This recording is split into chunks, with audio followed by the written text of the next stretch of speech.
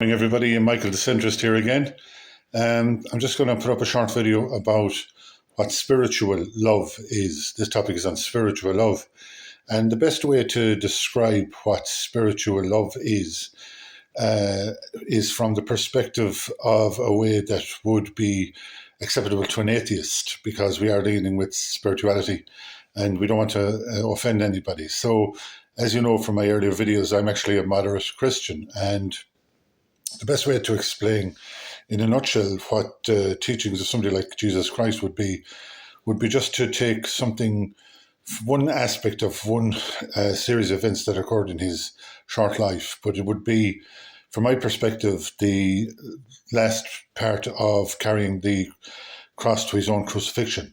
And in that journey, he fell 3 times. But in the last time he fell, all you would have to do is ask yourself, what must he have been thinking? Because the whole crowd knew he was innocent. The executioners knew he was innocent. The politicians knew he was innocent. And yet he had to carry that cross to his own crucifixion. So you would ask yourself the question, where did he find the strength to continue on? Because at that stage he'd been whipped to within an inch of his life, and he was also carrying the crown of thorns where the blood was flowing down his face.